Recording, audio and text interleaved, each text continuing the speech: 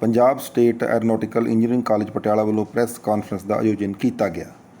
Punjab technical university के vice chancellor professor बूटा सिंह सिद्धू ने press conference मौके दस्सिया कि हवाबाजी उद्योग दुनिया भर के नाल भारत में भी सब तो तेजी नाल वधण वाला उद्योग है ਅਤੇ पंजाब स्टेट एरोनॉटिकल कॉलेज हवाबाजी उद्योग में नौकरियों को सुरक्षित करने का एक सुनहरी मौका प्रदान करता है। एरोनॉटिकल और एरोस्पेस इंजीनियरिंग की मंग दिनों दिन वध रही है तो भारत में सरकारी और निजी क्षेत्रों में नौकरी के सारे विकल्प उपलब्ध हैं।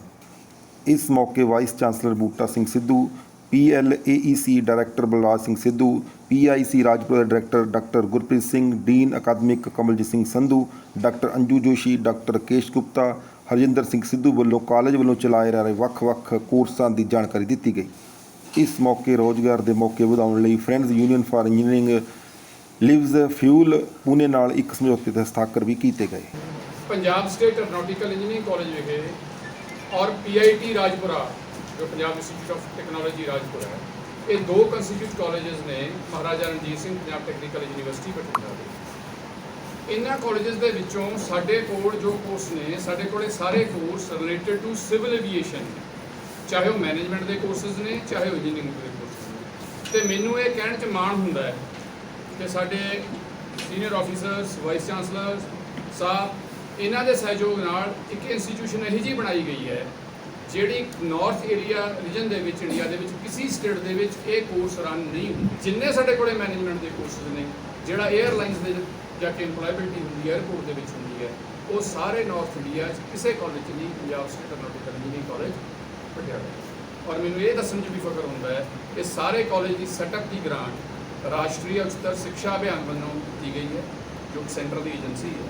ਜਿਹੜੀ ਫੰਡਿੰਗ ਹੋਈ ਹੈ ਸਾਰੀ ਉੱਥੋਂ ਹੋਈ ਹੈ।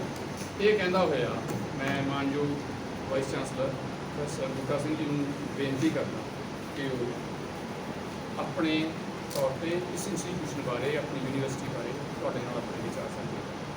ਕਿਉਂਕਿ ਮੈਂ ਸਭ ਤੋਂ ਪਹਿਲਾਂ ਤਾਂ ਜਿੰਨੇ ਵੀ ਮੀਡੀਆ ਤੋਂ ਸਾਰੇ ਪਹੁੰਚੇ ਹੋਏ ਹੋ ਸਾਡੀ ਇਸ ਪ੍ਰੈਸ ਕਾਨਫਰੰਸ ਵਾਸਤੇ, ਤੁਹਾਡਾ ਸਾਰਿਆਂ ਦਾ ਸਵਾਗਤ ਕਰਦਾ, ਜਿਉਂ ਆਇਆ ਕਹਿੰਦਾ ਔਰ ਧੰਨਵਾਦ ਵੀ ਕਰਦਾ ਕਿ ਜਿਨ੍ਹਾਂ ਨੇ ਸਾਡੇ ਥੋੜ੍ਹੇ ਜਿਹੇ ਸੱਦੇ 'ਤੇ ਤੁਸੀਂ ਸਾਰੇ ਇੱਥੇ ਇਕੱਠੇ ਹੋਏ ਹੋ।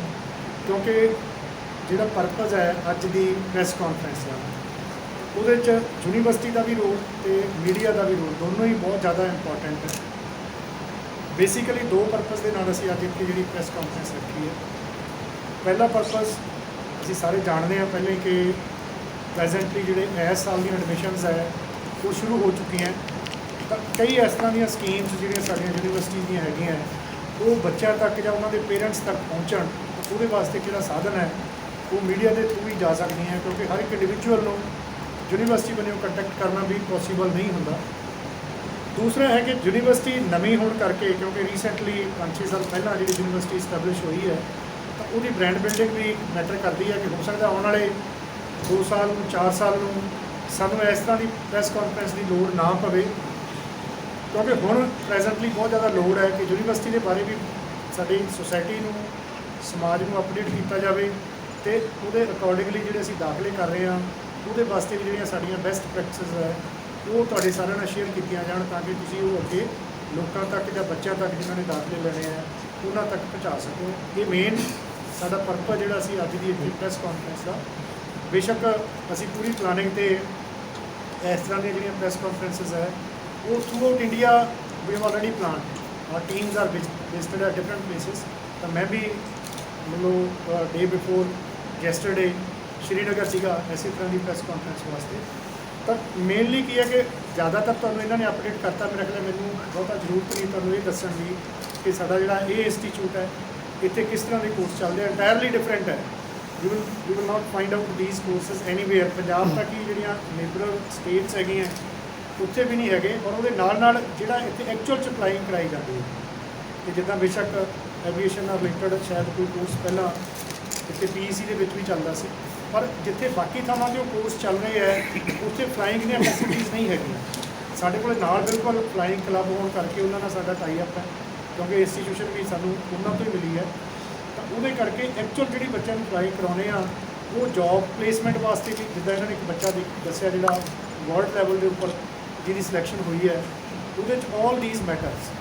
ਅਗਰ ਟਾਈਮ ਹੋਊਗਾ ਤੁਸੀਂ ਵਿਜ਼ਿਟ ਕਰ ਸਕਦੇ ਹੋ ਜਿਹੜੀਆਂ ਲੈਬਸ ਹੈ ਜਾਂ ਇੱਥੇ ਜਿਹੜਾ ਸੌਫਟਵੇਅਰ ਪਰਚੇਜ਼ ਕੀਤੇ ਹੈ, ਜਿਹੜੇ ਕੰਪਿਊਟਰ ਲੈਬਸ ਸਟੈਬਲਿਸ਼ ਹੋਈਆਂ ਹੈ, ਜਿਹੜਾ ਬਾਕੀ ਇਨਫਰਾਸਟਰਕਚਰ ਡਿਵੈਲਪ ਹੋਇਆ ਹੈ, ਉਹ ਰੂਸਾ ਦੀ ਗ੍ਰਾਂਟ ਦੇ ਨਾਲ ਹੋਇਆ।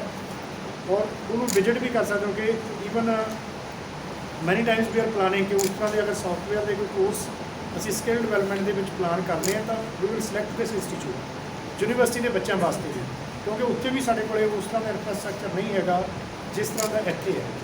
ਤਾਂ ਉਹ ਚੀਜ਼ਾਂ ਬੱਚਿਆਂ ਤੱਕ ਜਾਣੀਆਂ, ਅਗਰ ਤੁਹਾਡੇ ਤੋਂ ਜਾਣਗੀਆਂ ਤਾਂ ਬਹੁਤ ਅੱਛਾ ਰਹੂਗਾ। ਔਰ ਦੂਸਰਾ ਕਾਲਜ ਜੋ ਇਹਨਾਂ ਨੇ ਅਪਡੇਟ ਕੀਤਾ ਇੱਥੇ ਨਾਲ ਹੀ ਸਾਡੇ ਕੋਲ PIT ਰਾਜਪੁਰਾ, ਉਹ ਵੀ ਬਹੁਤ ਵਧੀਆ, ਕਿਉਂਕਿ ਦੋਨੋਂ ਜਿਹੜੇ ਸਾਡੇ ਡਾਇਰੈਕਟਰ ਹੈ ਦੋਨੋਂ ਬਹੁਤ ਕੰਪੀਟੈਂਟ ਹੈ। ਰੀਸੈਂਟਲੀ ਉਹ ਕਾਲਜ ਵੀ ਜਿਹੜਾ ਪਹਿਲਾਂ ਈਵਨ ਇਹ ਯੂਨੀਵਰਸਿਟੀ ਬਣਨ ਤੋਂ 3-4 ਸਾਲ ਪਹਿਲਾਂ ਤੋਂ ATU ਨੇ ਵੀ ਉਹ ਕੋਰਸ ਚਲਾਇਆ ਉੱਥੇ, ਪਰ ਉਸ ਵੇਲੇ ਵੀ ਬਹੁਤੀਆਂ ਐਡਮਿਸ਼ਨਸ ਜਾਂ ਬਹੁਤੇ ਕੋਰਸ ਬੱਚਿਆਂ ਦੇ ਲਾਇਕ ਨਹੀਂ ਹੋਏ। ਇਹਨਾਂ ਦੋਨੋਂ ਉਸ ਤਰ੍ਹਾਂ ਦੀਆਂ ਜਿਹੜੇ ਅਸੀਂ ਡਾਇਰੈਕਟਰ ਇੱਥੇ ਅਪੁਆਇੰਟ ਕਰਨ 'ਤੇ ਜਾਂ ਜਿਹੜੇ ਨਵੇਂ ਕੋਰਸਾਂ ਦੀ ਇਨਪੁਟ ਦੇਣ 'ਤੇ, ਤਾਂ ਪਿਛਲੇ 2 ਸਾਲ ਤੋਂ ਬਹੁਤ ਜ਼ਿਆਦਾ ਜਿਹੜੀਆਂ ਸਾਡੇ ਕੋਲ ਐਡਮਿਸ਼ਨਸ ਹੈਗੀਆਂ। ਲਾਸਟ ਈਅਰ ਵੀ 250-300 ਬੱਚਾ ਉੱਥੇ ਐਡਮਿਟ ਹੋਇਆ। ਕੰਪੈਰੇਟਿਵਲੀ ਅਗਰ ਗੱਲ ਕਰੀਏ ਨਵੇਂ ਕਾਲਜ ਤਾਂ ਬਹੁਤ ਜ਼ਿਆਦਾ ਬੱਚੇ ਹੈ ਜਿਹੜੇ ਐਡਮਿਸ਼ਨ ਦੇ ਵਾਸਤੇ। ਤਾਂ ਪਰ ਜਿਹੜੀਆਂ 2-3 ਸਕੀਮਸ ਬੱਚਿਆਂ ਵਾਸਤੇ ਪ੍ਰੈਜ਼ੈਂਟਲੀ ਅਸੀਂ ਲੈ ਕੇ ਆਏ ਹਾਂ, ਜਿਹਦੇ 'ਚ ਮੇਰਾ ਖਿਆਲ ਹੈ ਆਹ ਦਾਖਲਿਆਂ ਦੇ ਨਾਲੋਂ ਵੀ ਤੁਹਾਡਾ ਮੀਡੀਆ ਦਾ ਸਹਿਯੋਗ ਬਹੁਤ ਜ਼ਿਆਦਾ ਇੰਪੋਰਟੈਂਟ ਰਹੂਗਾ। ਪਹਿਲੀ ਚੀਜ਼ ਆ ਕਿ ਪ੍ਰੈਜ਼ੈਂਟਲੀ ਜਿਹੜਾ ਚੱਲ ਰਿਹਾ ਬੱਚਿਆਂ ਦਾ, ਦੇ ਆਰ ਗੋਇੰਗ ਅਬਰੋਡ। ਜ਼ਿਆਦਾਤਰ ਸਾਡੇ ਬੱਚੇ ਆ ਜਿਹੜੇ ਉਹ +2 ਤੋਂ ਬਾਅਦ 'ਚ, ਪੇਰੈਂਟਸ ਨੂੰ ਵੀ ਇਹ ਹੁੰਦਾ ਹੈ, ਏਜੰਟ ਵੀ ਉਸ ਹਿਸਾਬ ਨਾਲ ਗਾਈਡ ਕਰ ਦਿੰਦੇ ਆ ਕਿ ਜਿਹਨੂੰ +2 ਤੋਂ ਬਾਅਦ 'ਚ ਬਾਹਰ ਭੇਜ ਦਿਓ, ਉੱਥੇ ਜਾ ਕੇ ਜਿਵੇਂ ਹੀ ਆਪਦਾ ਡਿਪਲੋਮਾ ਕਰੂਗਾ ਇਹਨੂੰ 1.5-2 ਲੱਖ ਦੀ ਜੌਬ ਮਿਲ ਜੂਗੀ ਨਾਲ। ਪਰ ਉਹ ਜਿਹੜੇ ਬੱਚੇ +2 ਤੋਂ ਬਾਅਦ 'ਚ ਜਾਂਦੇ ਆ, ਉੱਥੇ 2 ਸਾਲ ਦਾ ਡਿਪਲੋਮਾ ਕਰਦੇ ਆ, ਬੇਸ਼ੱਕ ਉਹ ਬਹੁਤ ਈਜ਼ੀ ਕੋਰਸ ਹੈ, ਜਨਰਲੀ ਬੱਚੇ ਕਰ ਲੈਂਦੇ ਤੇ ਕੋਈ ਪ੍ਰੋਬਲਮ ਨਹੀਂ ਆਉਂਦੀ। ਪਰ ਉਹ ਕੋਰਸ ਅਗਰ +2 ਤੋਂ ਬਾਅਦ 2 ਸਾਲ ਦਾ ਕਰਦੇ ਆ, ਜਿਹੜਾ ਉਹਨਾਂ ਦਾ ਸਟੇਟਸ ਹੈ ਉੱਥੇ, ਜਿਹੜਾ ਉਹਦਾ ਲਿਵਿੰਗ ਸਟੈਂਡਰਡ ਹੈ ਜਾਂ ਜਿਹੜਾ ਉਹਨੂੰ ਪੇ ਪੈਕੇਜ ਮਿਲਦਾ ਹੈ, ਉਹ ਜਨਰਲੀ ਨਾਟ ਮੋਰ ਦੈਨ $30,000 $25,000 ਈਅਰਲੀ ਜਾਂ $40,000 ਈਅਰਲੀ ਕਹਿ ਸਕਦੇ ਹਾਂ। ਈਵਨ ਮੈਕਸੀਮਮ ਹੈ $40,000 ਈਅਰਲੀ, ਉਹਦੇ ਤੋਂ ਵੀ ਘੱਟ ਮਿਲਦਾ ਹੈ। ਉਹਦੇ ਅਕੋਰਡਿੰਗਲੀ ਉਹਨਾਂ ਦੇ ਜੌਬ ਦਾ ਸਟੇਟਸ ਵੀ ਉੱਦਾਂ ਦਾ ਹੁੰਦਾ ਹੈ, ਕੋਈ ਲੇਬਰ ਕਰਦਾ ਹੈ, ਕੋਈ ਸਿਕਿਉਰਿਟੀ 'ਚ ਕੰਮ ਕਰਦਾ, ਤਾਂ ਇਸ ਤਰ੍ਹਾਂ ਦੇ ਕੰਮ 'ਤੇ ਜਾਂਦੇ ਹੈ। ਪਰ ਕਿਉਂਕਿ ਏਜੰਟ ਨੂੰ ਇਹ ਹੁੰਦਾ ਵੀ ਆਪਾਂ ਇਮੀਡੀਏਟਲੀ ਭੇਜ ਦਈਏ, ਇਹਨਾਂ ਤੋਂ ਜਿਹੜਾ ਕੋਈ ਉਹਨਾਂ ਨੂੰ ਮਾੜਾ ਮੋਟਾ ਸ਼ੇਅਰ ਮਿਲਣਾ ਉਹ ਲੈ ਲਈਏ, ਦੇ ਡੂ ਨਾਟ ਪ੍ਰੋਪਰਲੀ ਗਾਈਡ। ਉਹਦੇ ਵਾਸਤੇ ਅਸੀਂ ਆਪਣੀ ਯੂਨੀਵਰਸਿਟੀ ਦੇ ਵਿੱਚ ਜਿਹੜੀ ਸਕੀਮ ਲੈ ਕੇ ਆਏ ਹਾਂ, ਜਿਹਦੇ 'ਚ ਮੇਰੇ ਖਿਆਲ ਨੇ ਨਾਮ ਵੀ ਉਹ ਦਿੱਤਾ ਹੈ ਐਨਰੋਲ ਹੇਅਰ ਸਟੱਡੀ ਅਬਰੋਡ। ਤਾਂ ਸੇਮ ਸਾਡੇ ਯੂਨੀਵਰਸਿਟੀ ਦੇ ਨਾਲ ਜਿਹੜੇ MOU ਐਸਟੈਬਲਿਸ਼ ਹੋਏ ਆ ਫੋਰਨ ਯੂਨੀਵਰਸਿਟੀ ਦੇ ਨਾਲ, ਜਿਹਦੇ 'ਚ 2+2 ਮੇਨਲੀ ਚੱਲ ਰਹੇ ਆ। 2+2 ਦਾ ਮਤਲਬ ਹੈ ਕਿ 2 ਸਾਲ ਬੱਚਾ ਇੱਥੇ ਪੜ੍ਹੇ ਅਤੇ 2 ਸਾਲ ਜਾ ਕੇ ਉੱਥੇ ਪੜ੍ਹੂਗਾ। ਇਸੇ ਤਰ੍ਹਾਂ ਈਵਨ ਮੈਂ ਬਾਅਦ ਤੁਹਾਨੂੰ ਡਿਟੇਲ ਯੂਨੀਵਰਸਿਟੀ ਦਾ ਦੱਸਾਂਗਾ ਕਿ USA ਦੀ ਯੂਨੀਵਰਸਿਟੀ ਹੈ ਜਿਹਦਾ 3+1 ਵੀ ਹੋਇਆ। ਤਾਂ ਹੁਣ ਕੀ ਹੈ ਕਿ ਖਰਚਾ ਫਿਰ ਉਨਾ ਹੀ ਹੋਣਾ ਕਿ ਅਗਰ ਬੱਚਾ 2 ਸਾਲ ਇੱਥੇ ਪੜ੍ਹਦਾ ਹੈ, ਉਸ ਤੋਂ ਬਾਅਦ 2 ਸਾਲ ਉਹ ਕੈਨੇਡੀਅਨ ਯੂਨੀਵਰਸਿਟੀ ਦੇ ਵਿੱਚ ਮੂਵ ਕਰਦਾ ਹੈ, ਤਾਂ ਜਿੰਨਾ ਡਿਪਲੋਮੇ ਤੋਂ ਬਾਅਦ +2 ਤੋਂ ਬਾਅਦ 2 ਸਾਲ ਉਹਨੇ ਪੜ੍ਹਨਾ ਹੈ, ਆਲਮੋਸਟ ਸੇਮ ਖਰਚਾ ਹੈ। ਥੋੜ੍ਹਾ ਬਹੁਤਾ ਫੀਸ ਦਾ ਡਿਫਰੈਂਸ ਹੋ ਸਕਦਾ, ਕਿਉਂਕਿ ਹੁਣ ਉਹ ਅੰਡਰ ਗ੍ਰੈਜੂਏਟ ਕੋਰਸ ਕਰ ਰਿਹਾ ਡਿਪਲੋਮੇ ਦੀ ਬਜਾਏ, ਉਹਦੀ ਫੀਸ ਮੇ ਵੀ ਕਿ ਜੇ ਦੂਸਰੇ ਦੀ $15,000 ਹੈ ਤਾਂ ਉਹਦੀ ਉਸਦਾ $17,000 ਹੋਵੇ, ਜਾਂ ਕਈ ਵਾਰ ਸੇਮ ਹੀ ਹੁੰਦੀ ਹੈ। ਪਰ ਜਦੋਂ ਉੱਥੋਂ ਅੰਡਰ ਗ੍ਰੈਜੂਏਟ ਦੀ ਡਿਗਰੀ ਕਰਦਾ ਤਾਂ ਉਹਦਾ ਜਿਹੜਾ ਪੈਕੇਜ ਹੈ ਦੈਟ ਇਜ਼ ਇਨ $100,000, ਜਿਹੜਾ ਮੰਨ ਲਓ $1 ਲੱਖ ਦਾ ਪੈਕੇਜ ਮਿਲਦਾ ਹੈ। ਉਹ ਅਸੀਂ ਸਿੰਪਲੀ ਇਮੈਜਨ ਕਰ ਸਕਦੇ ਹਾਂ ਕਿ ਅਗਰ ਬੱਚਾ ਉਹ ਕੋਰਸ ਕਰਕੇ ਉੱਥੇ ਜੌਬ ਕਰਦਾ ਹੈ, ਉਹਦਾ ਲਿਵਿੰਗ ਸਟੈਂਡਰਡ ਕੀ ਹੋਊਗਾ ਅਤੇ ਦੂਸਰੇ ਦਾ ਕੀ ਹੋਊਗਾ। ਫਰਕ ਸਿਰਫ ਇੰਨਾ ਕਿ 2 ਸਾਲ ਬਾਅਦ 'ਚ ਜਾਊਗਾ, ਪਰ ਉਹਦਾ ਕੋਰਸ ਬਹੁਤ ਵਧੀਆ ਹੋਊਗਾ ਔਰ ਉਸ ਕੋਰਸ ਵਾਸਤੇ ਅਸੀਂ ਤਿਆਰੀ ਵੀ ਕਰਾਉਂਦੇ ਹਾਂ ਨਾਲ। ਤਾਂ ਜਿਹੜੇ ਸਾਡੇ ਉਸ ਤਰ੍ਹਾਂ ਦੇ ਕੋਰਸ ਹੈ ਉਹਨਾਂ ਦੇ ਵਿੱਚ ਦਾਖਲਿਆਂ ਦੇ ਵਿੱਚ ਵੀ ਬਹੁਤ ਜ਼ਿਆਦਾ ਮੈਰਿਟ ਜਾ ਰਹੀ ਹੈ। ਜਿੱਦਾਂ BCA ਹੈਗਾ, BCA ਦੇ ਵਿੱਚ ਅਗਰ ਯੂਨੀਵਰਸਿਟੀ 'ਚ ਦਾਖਲਾ ਲੈਣਾ ਤਾਂ ਜਿਹੜੇ ਸਾਡੇ 2 ਰਾਊਂਡ ਕੰਪਲੀਟ ਹੋ ਗਏ, ਜਿਹਦੀ ਮੈਰਿਟ ਕੋਈ 85 ਜਾਂ 83% ਤੱਕ ਗਈ ਹੈ, ਤਾਂ ਉਹਨਾਂ ਕੋਰਸਾਂ ਵਾਸਤੇ ਪੇਰੈਂਟਸ ਨੂੰ ਦੱਸਣਾ, ਬੱਚਿਆਂ ਨੂੰ ਦੱਸਣਾ ਕਿ ਘੱਟੋ ਘੱਟ ਕੋਈ ਜ਼ਰੂਰੀ ਨਹੀਂ ਕਿ ਉਹਨਾਂ ਨੇ ਸਾਡੀ ਯੂਨੀਵਰਸਿਟੀ ਦਾਖਲਾ ਲੈਣਾ, ਕਿਸੇ ਵੀ ਯੂਨੀਵਰਸਿਟੀ 'ਚ ਲੈ ਲੈਣਾ। ਉਹ ਵਾਲੇ ਪ੍ਰੋਗਰਾਮ ਅਗਰ ਉੱਥੇ ਆਪਟ ਕਰ ਲੈਣਗੇ, ਬੇਸ਼ੱਕ MOU ਨਹੀਂ ਵੀ ਹੈਗਾ, still the students can move after 2 years. ਉੱਥੇ ਦੀਆਂ ਜਿਹੜੀਆਂ ਯੂਨੀਵਰਸਿਟੀਆਂ ਉਹ ਸਾਰੀਆਂ ਦਾ ਬੈਨੀਫਿਟ ਦਿੰਦੇ। ਤਾਂ ਇੱਕ ਹੋਰ ਜਿਹੜਾ ਸਭ ਤੋਂ ਮੇਰੇ ਖਿਆਲ ਹੈ ਕਿ ਸਾਡਾ ਨਵੇਕਲੀ ਕਿਸਮ ਦਾ MOU ਹੋਇਆ ਹੈ, ਜਿਹੜਾ ਮੈਂ ਕਹਾਂਗਾ ਕਿ ਉਹ ਸ਼ਾਇਦ ਇੰਡੀਅਨ ਯੂਨੀਵਰਸਿਟੀ ਦਾ ਕਿਸੇ ਦਾ ਨਹੀਂ ਹੈਗਾ, ਕਿਉਂਕਿ ਉਸ ਤਰ੍ਹਾਂ ਦੇ MOU ਪਹਿਲਾਂ ਸਾਈਨ ਹੁੰਦੇ ਸੀਗੇ। ਤਾਂ ਸਾਡੇ ਇੱਕ ਪ੍ਰੋਫੈਸਰ ਇੱਥੋਂ ਪੰਜਾਬ ਤੋਂ ਗਏ ਹੈ, ਵੈਨ ਸਟੇਟ ਯੂਨੀਵਰਸਿਟੀ ਹੈ USA ਦੀ, ਜਿਹੜੀ ਬਿਲਕੁਲ ਕੈਨੇਡਾ ਦੇ ਬਾਰਡਰ 'ਤੇ ਹੈ, ਡੈਟਰੋਇਟ ਸਿਟੀ ਹੈ। ਉੱਥੇ ਬਹੁਤ ਅੱਛੀ ਯੂਨੀਵਰਸਿਟੀ ਦੀ ਰੈਂਕਿੰਗ ਹੈ। ਉਹ ਜਿਹੜਾ ਏਰੀਆ ਹੈਗਾ that is non for automobiles, ਉੱਥੇ ਆਟੋਮੋਬਾਈਲ ਦੀਆਂ ਜ਼ਿਆਦਾ ਜੌਬਸ ਹੈਗੀਆਂ। ਅਗਰ ਮਿਸ਼ੀਗਨ ਸਟੇਟ ਦੀ ਗੱਲ ਕਰੀਏ ਤਾਂ ਉਹ ਯੂਨੀਵਰਸਿਟੀ ਨਾਲ ਵੀ ਇਹ MOU ਹੋਇਆ ਕਿ ਬੱਚੇ ਨੇ 1 ਸਾਲ ਹੀ ਪੜ੍ਹਨਾ ਉੱਥੇ, 3+1 ਹੈ। ਕਿ 3 ਸਾਲ ਉਹ ਸਾਡੇ ਕੋਲ ਪੜ੍ਹੇ, ਉੱਥੇ 1 ਸਾਲ ਵੀ ਲਾਊਗਾ ਤਾਂ ਉੱਥੋਂ ਦੀ ਯੂਨੀਵਰਸਿਟੀ ਨੂੰ ਡਿਗਰੀ ਦੇਊਗੀ ਬੀਟੈਕ ਦੀ, ਔਰ ਉਹ ਡਿਗਰੀ ਦੀ ਜਿਹੜੀ ਸਾਰੀ ਐਪਲੀਕੇਬਿਲਟੀ, ਕੋਈ ਉਹਨੂੰ ਜਿਹੜਾ ਅੱਗੇ ਜਿਹੜਾ USA ਜਿੱਦਾਂ ਦੀਆਂ ਕੰਡੀਸ਼ਨਸ ਹੈ ਕਿ ਉਹਨੂੰ ਜਿਹੜਾ ਉਹ ਅਫੀਸ਼ੀਅਲ ਟ੍ਰੇਨਿੰਗ ਪੀਰੀਅਡ ਮਿਲਣਾ ਹੈ ਜਾਂ ਅੱਗੇ ਵਰਕ ਪਰਮਿਟ ਮਿਲਣਾ ਹੈ, ਉਹ ਸਾਰਾ ਮਿਲੂਗਾ ਸੇਮ ਐਟ ਪਾਰ।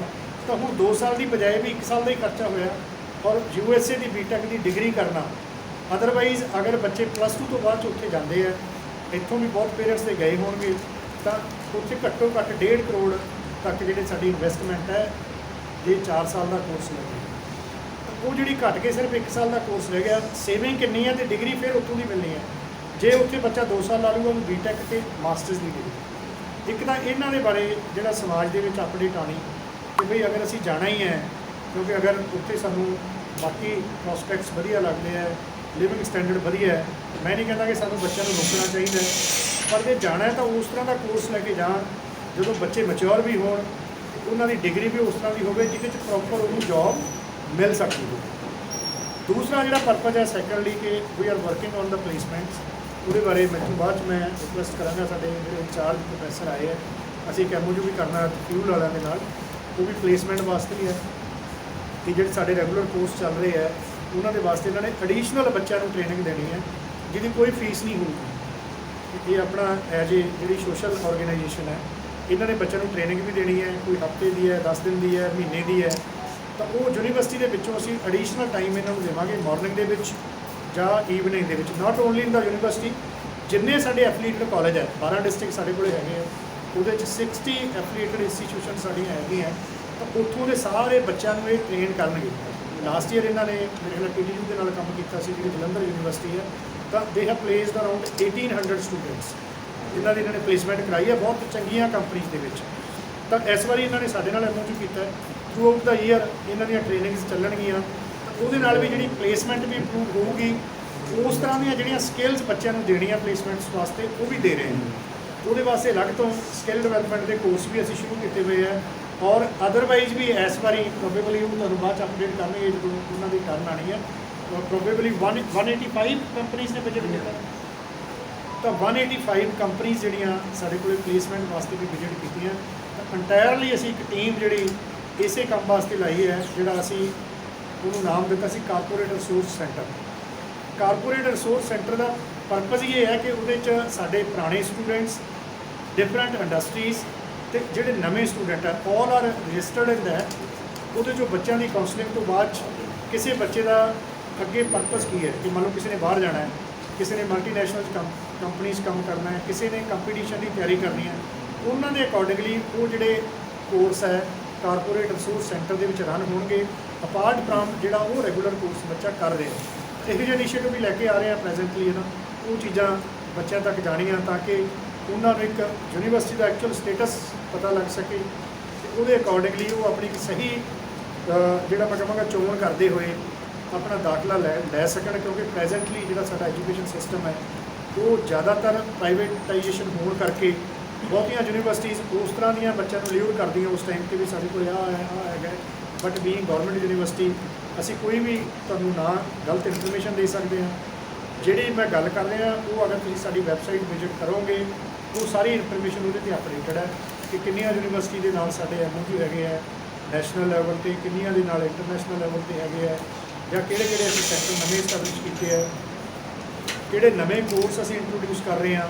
ਈਵਨ ਨਿਊ ਐਜੂਕੇਸ਼ਨ ਪਾਲਿਸੀ ਦੇ ਅੰਡਰ ਵੀ ਮੇਰੇ ਨਾਲ ਸਾਡੇ ਡੀਨ ਅਕੈਡਮਿਕ ਆਏ ਹੈ, ਇਹ ਅਗਰ ਤੁਸੀਂ 2-4 ਮਿੰਟ ਦਿਓਗੇ ਤਾਂ ਮੈਥੋਂ ਬਾਅਦ 'ਚ ਇਹ ਅਪਡੇਟ ਕਰ ਦੇਣਗੇ ਕਿ ਉਹਦੇ ਅੰਡਰ ਵੀ ਅਸੀਂ according to that new education policy ਜਿਹੜੇ ਨਵੇਂ ਕੋਰਸ ਹੈ ਉਹ ਵੀ ਸ਼ੁਰੂ ਕਰ ਰਹੇ ਹਾਂ।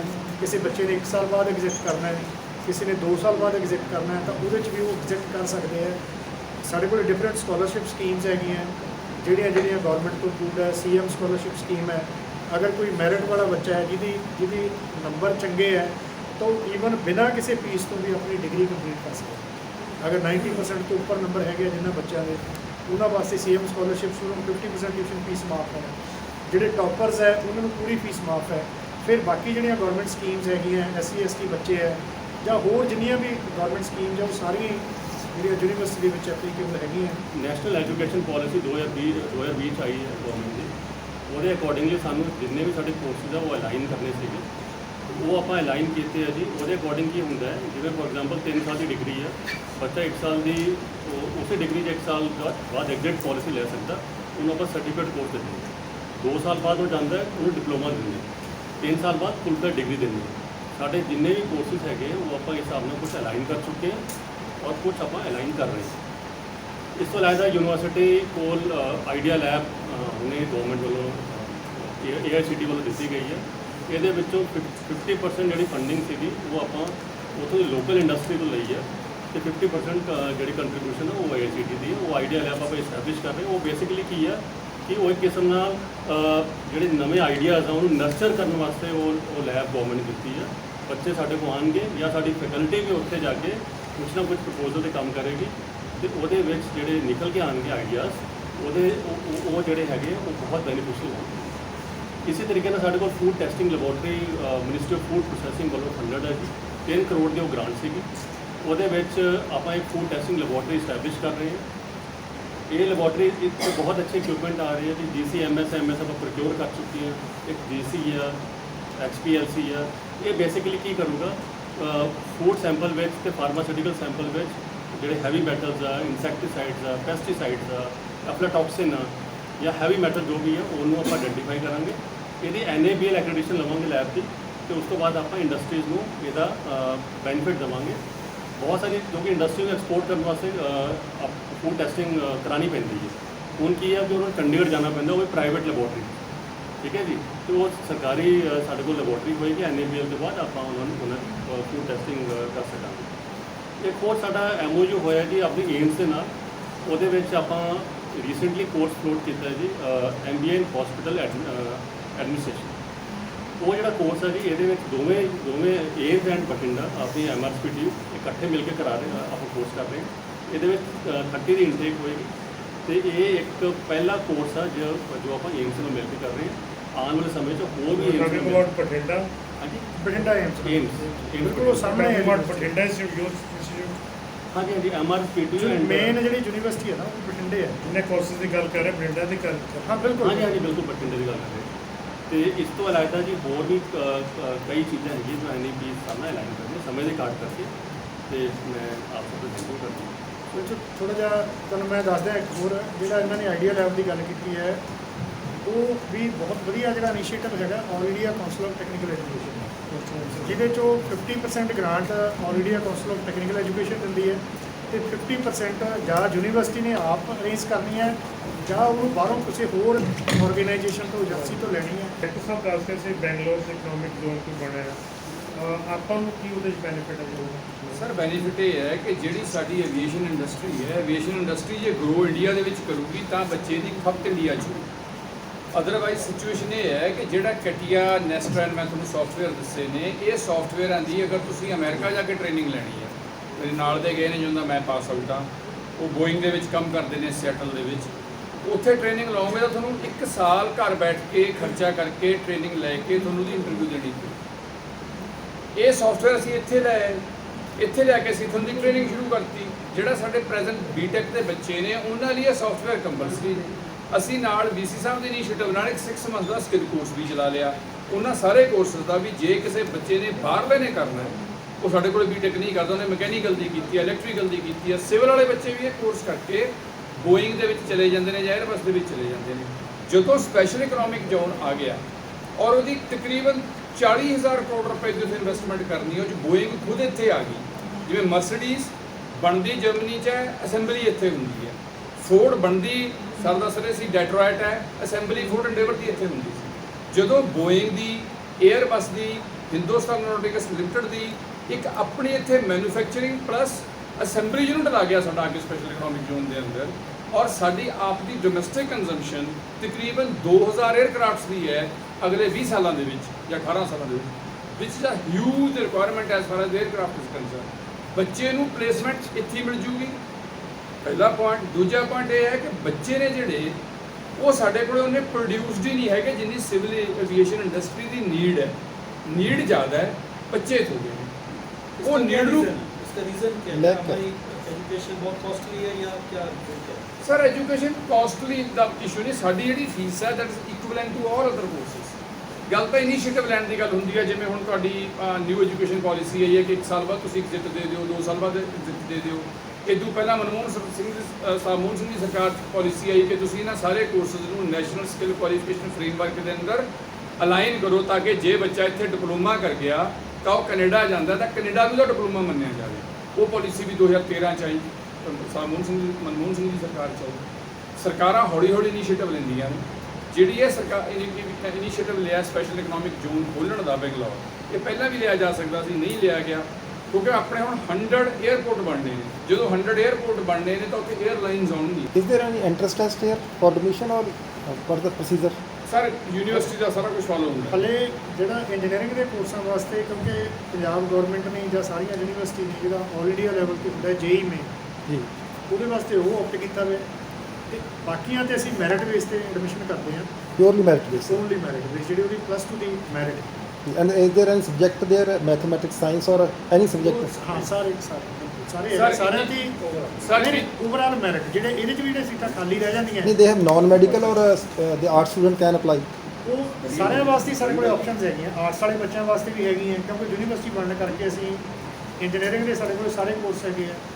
ਉਸ ਤੋਂ ਬਾਅਦ ਸਾਡੇ ਕੋਲ ਜਿੱਦਾਂ ਫੂਡ ਸਾਇੰਸ ਹੋ ਗਈ ਜਾਂ ਫੂਡ ਟੈਕਨੋਲੋਜੀ ਹੋ ਗਈ, ਫਾਰਮੇਸੀ ਹੋ ਗਈ, ਐਗਰੀਕਲਚਰ ਹੋ ਗਈ, ਸਾਰੀਆਂ BSc MSc mathematics, physics, chemistry, ਫਿਰ ਸਾਡੇ ਕੋਲ BCA MCA, ਉਸੇ ਤਰ੍ਹਾਂ ਮੈਨੇਜਮੈਂਟ ਨਾਲ ਰਿਲੇਟਡ ਸਾਰੇ ਕੋਰਸ ਜਿੱਦਾਂ BBA MBA, ਉਹ ਸਾਰੇ ਆਰਟਸ ਵਾਲੇ ਬੱਚੇ ਵੀ ਆ ਸਕਦੇ, ਕਿਸੇ ਵੀ ਡਿਸਪਲਿਨ ਦਾ ਬੱਚਾ ਆ ਸਕਦਾ। Which type of jobs they get after sir this? ਜਿਹੜੇ ਤਾਂ ਦੇਖੋ ਸਾਡੇ ਮੈਨੇਜਮੈਂਟ ਦੇ ਬੱਚੇ ਨੇ, ਸਾਡਾ ਪਹਿਲਾ ਬੈਚ ਹੁਣ 5 ਸਾਲ ਹੋਇਆ, ਸਿਰਫ 7 ਬੱਚੇ ਸੀ, 7 ਆਪਣੇ ਲਾਗੇ ਜੌਬ ਕੀਤੀ। ਇਹਦੇ ਵਿੱਚ ਜਿਹੜੇ ਬੱਚੇ ਲੱਗਦੇ ਨੇ ਉਹ ਲੱਗਦੇ ਨੇ ਮੈਨੇਜਰੀਅਲ ਸਕਿੱਲ ਤੇ, ਜਿਹਨੂੰ ਆਪਾਂ ਇਹ ਕਹਿ ਲਓ ਵੀ 60,000 70,000 80,000 ਰੁਪਏ depending on capability per month ਦੇ ਉੱਤੇ। ਜਿਹੜੇ ਸਾਡੇ ਮੈਨੇਜਮੈਂਟ ਦੇ ਕੋਰਸ ਨੇ, ਇਹਨਾਂ ਜਿਹੜੀ ਪਲੇਸਮੈਂਟ ਹੈ ਇਹਨਾਂ ਦੀ ਸਾਰੀ ਇਹ ਸਾਰੀ 에ਅਰਲਾਈਨਸ ਕੋਲੇ ਹੈ। ਇਹ ਐ ਨਹੀਂ ਹੈ ਵੀ ਕੋਈ ਬੰਦਾ ਬਾਹਰ ਲੈ ਨਹੀਂ ਸਕਦਾ। ਬਾਹਰਲੀ ਸਾਡੇ ਵਾਲੇ ਉਹਦੀ ਕੋਈ ਕੰਜ਼ੰਪਸ਼ਨ ਨਹੀਂ।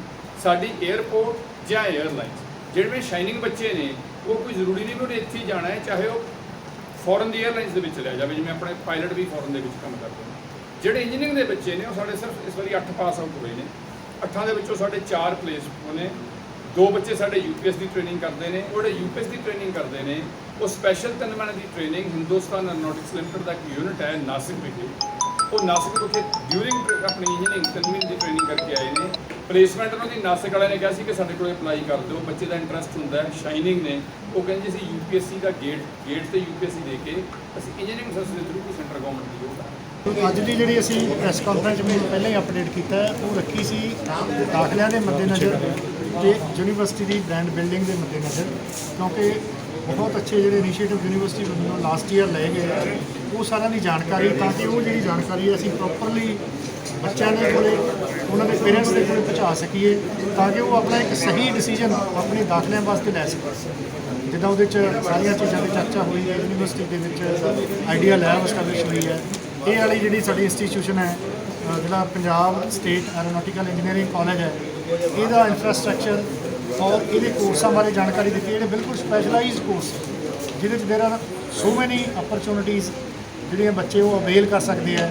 ਫਿਰ ਸਾਡੇ ਕੋਲੇ ਬੱਚੇ, ਕਿਉਂਕਿ ਹੁਣ ਜ਼ਿਆਦਾ ਬਾਹਰ ਜਾਣ ਵਾਸਤੇ ਵੀ ਤਵੱਜੋ ਦੇ ਰਹੇ ਆ, ਉਸ ਤਰ੍ਹਾਂ ਦੇ ਜਿਹੜੇ ਪ੍ਰੋਗਰਾਮ ਹੈਗੇ ਆ 2+2, ਉਹ ਵੀ ਅਗਰ ਬੱਚਿਆਂ ਤੱਕ ਜਾਂਦੇ ਆ, ਜੇ ਉਸ ਪ੍ਰੋਗਰਾਮ ਦੇ ਅੰਡਰ ਬੱਚੇ ਬਾਹਰ ਜਾਣਗੇ ਤਾਂ ਉਹਨਾਂ ਨੂੰ ਬੜੇ ਅੱਛੀ ਜਿਹੜੀ ਉੱਥੇ ਜੌਬ ਪਲੇਸਮੈਂਟਸ ਮਿਲਣਗੀਆਂ, ਦਾਖਲਾ ਵਧੀਆ ਯੂਨੀਵਰਸਿਟੀ 'ਚ ਮਿਲੂਗਾ। ਪਰਪਜ਼ ਮੇਨ ਇਹੀ ਸੀ ਕਿ ਉਹ ਚੀਜ਼ਾਂ ਹੁਣ ਪ੍ਰੈਜ਼ੈਂਟਲੀ ਬਹੁਤ ਜ਼ਰੂਰੀ ਹੈ ਬੱਚਿਆਂ ਦੀ ਇਨਫੋਰਮੇਸ਼ਨ ਵਾਸਤੇ ਉਹਨਾਂ ਕੋਲ ਜਾਣੀਆਂ, ਤਾਂ ਕਿ ਉਹ ਆਪਣਾ ਦਾਖਲਾ ਲੈਣ ਵਾਸਤੇ ਇੱਕ ਆਪਣੀ ਸਹੀ ਇੰਸਟੀਟਿਊਸ਼ਨ ਦੀ ਜਿਹੜੀ ਆ ਉਹ ਸਿਲੈਕਸ਼ਨ ਕਰ ਸਕਣ। ਸਰ ਇੱਕ MOU ਸਾਈਨ ਕੀਤਾ ਗਿਆ, ਉਹ ਕੀ ਹੈਗਾ ਜੀ? MOU ਜਿਹੜਾ ਅਸੀਂ ਪਲਾਨ ਕੀਤਾ ਹੈ, ਫਰੈਂਡਸ ਕਰਕੇ ਸੋਸ਼ਲ ਆਰਗੇਨਾਈਜੇਸ਼ਨ ਹੈਗੀ ਹੈ ਜਿਹੜੀ ਸਕਿੱਲ ਡਿਵੈਲਪਮੈਂਟ ਤੇ ਕੰਮ ਕਰ ਰਹੀ ਹੈ ਪ੍ਰੈਜ਼ੈਂਟਲੀ। ਤਾਂ ਉਹਦਾ ਪਰਪਜ਼ ਹੈ ਕਿ ਉਹਨਾਂ ਨੇ they have giving a training to our students under skill development, ਕਿਉਂਕਿ ਇੰਡੀਆ ਲੈਵਲ ਤੇ ਸਕਿੱਲਿੰਗ ਦੇ ਵਿੱਚ we are lagging behind the advanced countries. ਅਗਰ ਮੈਂ ਜਾਪਾਨ ਦੀ ਗੱਲ ਕਰਾਂ, ਜਿੱਥੇ 95% ਬੱਚੇ ਸਕਿੱਲਡ ਹੈ ਜਿਹੜੀ ਉਸ ਏਜ ਦੇ, ਸਾਡੇ ਜਿਹੜੇ ਆ ਉਹ 20-30% ਵੀ ਨਹੀਂ ਹੈਗੇ, ਜਿਨ੍ਹਾਂ ਨੂੰ ਗਵਰਨਮੈਂਟ ਨੇ ਇਹ ਟੀਚਾ ਲਿਆ ਕਿ ਅਸੀਂ ਸਾਰੇ ਬੱਚਿਆਂ ਨੂੰ ਸਕਿੱਲ ਕਰੀਏ। ਪਰ ਉਹ ਜਿਹੜੀਆਂ ਸਕਿੱਲ ਡਿਵੈਲਪਮੈਂਟ ਸਕੀਮਸ ਹੈਗੀਆਂ, ਉਹ ਹੈਗੀਆਂ ਡਰੋਪ ਆਊਟ ਬੱਚਿਆਂ ਵਾਸਤੇ। ਪਰ ਇਹ ਜਿਹੜੀ ਸੋਸ਼ਲ ਆਰਗੇਨਾਈਜੇਸ਼ਨ ਹੈ, ਦੇ ਆਰ ਟਾਈਂਗ ਵਿਦ ਅਸ, ਕਿ ਜਿਹੜੇ ਸਾਡੇ ਬੱਚੇ ਹੈ ਜਿਹੜੇ ਡਿਗਰੀ ਕਰ ਰਹੇ ਹੈ, ਉਹਨਾਂ ਨੂੰ ਉਸ ਤਰ੍ਹਾਂ ਦੀ ਟ੍ਰੇਨਿੰਗ ਦੇਣਗੇ ਫਿਰ ਇਹਨਾਂ ਦੇ ਅੱਗੇ ਬਹੁਤ ਚੰਗੀਆਂ ਜਿਹੜੀਆਂ ਕੰਪਨੀਆਂ ਦੇ ਨਾਲ ਫਰਦਰ ਟਾਈ ਅਪ ਹੈਗਾ ਉਹਨਾਂ ਦੀ ਪਲੇਸਮੈਂਟ ਵਾਸਤੇ, ਕਿਉਂਕਿ ਜੇ ਉਹ ਸਕਿੱਲ ਦੀ ਟ੍ਰੇਨਿੰਗ ਦੇਣਗੇ, ਜਿਹੜੇ ਉਹ ਫੰਡ ਯੂਟਿਲਾਈਜ਼ ਕਰ ਰਹੇ ਆ ਉਹਦੇ ਵਿੱਚ ਉਹਨਾਂ ਦੀ ਰਿਸਪੌਂਸਿਬਿਲਟੀ ਹੈ ਬੱਚਿਆਂ ਨੂੰ ਪਲੇਸ ਵੀ ਕਰਾਉਣਾ। ਤਾਂ ਉਹ ਸਾਡੇ ਸਾਰੇ ਕਾਲਜਾਂ 'ਚ ਬੱਚਿਆਂ ਨੂੰ ਟ੍ਰੇਨਿੰਗ ਵੀ ਦੇਣਗੇ ਤੇ ਟ੍ਰੇਨਿੰਗ ਤੋਂ ਬਾਅਦ 'ਚ ਉਹਨਾਂ ਦੀ ਪਲੇਸਮੈਂਟ ਤੇ ਵੀ ਕਰਨਗੇ। ਸਰ ਪੰਜਾਬ ਦੀ ਗੱਲ ਕਰੀਏ, ਪੰਜਾਬ 'ਚ ਕਿੰਨਾ ਕੁ ਰੁਝਾਨ ਦੇਖਣ ਨੂੰ ਮਿਲ ਰਿਹਾ ਹੈਗਾ ਬੱਚਿਆਂ 'ਚ, ਖਾਸ ਤੌਰ ਤੇ ਜਿਹੜੀ ਹੁਣ ਦੀ ਯੂਨੀਵਰਸਿਟੀ ਹੈ? ਹਾਂਜੀ, ਨਹੀਂ ਕਾਹਦਾ ਰੁਝਾਨ, ਜਿਹੜੀ ਤੁਸੀਂ ਗੱਲ ਕਰ ਰਹੇ ਹੋ, ਮੈਂ ਉਹੀ ਗੱਲ ਕਰ ਰਿਹਾ ਕਿ ਉਹ ਸਾਡੇ ਪੰਜਾਬ 'ਚ ਹੀ ਕਰ ਰਹੇ ਨਾ, ਜਿਹੜੀ ਸਾਡੇ ਨਾਲ ਟਾਈ ਅਪ ਜਿਹੜਾ MOU ਸਾਡੇ ਨਾਲ ਹੋਇਆ ਉਹ ਸਾਡੇ ਜਿਹੜੇ 12 ਜ਼ਿਲ੍ਹੇ, ਕਿਉਂਕਿ ਜਿਹੜੀਆਂ 2 ਟੈਕਨੀਕਲ ਯੂਨੀਵਰਸਿਟੀਜ਼ ਹੈਗੀਆਂ, ਇੱਕ PTU ਜਿਹੜੀ ਪਹਿਲਾਂ ਸੀ, ਇੱਕ ਇਹ ਨਵੀਂ ਬਣੀ ਹੈ, ਤਾਂ ਜਿੰਨੇ ਸਾਡੇ ਨਾਲ ਐਫੀਲੀਏਟਡ ਇੰਸਟੀਟਿਊਸ਼ਨਸ ਹੈਗੇ ਆ 60 ਦੇ ਆਸ-ਪਾਸ ਹੈ, ਉਹ ਸਾਰੇ ਹੀ ਕਾਲਜਾਂ ਦੇ ਵਿੱਚ ਬੱਚਿਆਂ ਨੂੰ ਟ੍ਰੇਨਿੰਗ ਦੇਣਗੇ, ਫ੍ਰੀ ਆਫ ਕਾਸਟ ਹੋਊਗੀ, ਜਿਹੜੀ ਬੱਚਿਆਂ ਤੋਂ ਕੋਈ ਫੀਸ ਨਹੀਂ ਲਈ ਜਾਊਗੀ, ਪਰ ਉੱਦਾਂ ਦੀ ਟ੍ਰੇਨਿੰਗ ਦੇਣਗੇ ਜਿਨ੍ਹਾਂ ਨਾਲ ਉਹਨਾਂ ਦੀ ਪਲੇਸਮੈਂਟ